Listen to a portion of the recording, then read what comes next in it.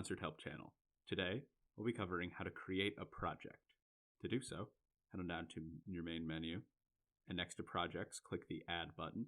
Here you can select the team that owns this project and give your project a name.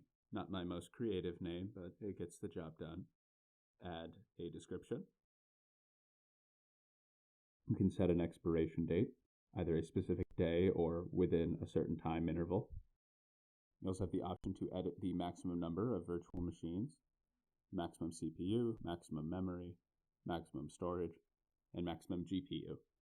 Click Create Project, and there you are. Next time we will cover how to add members and how to edit their membership.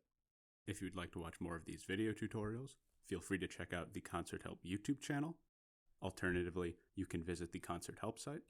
And as always, the relevant links are in the video description down below. In the meantime, I hope you found this video helpful, and thank you for using Concert.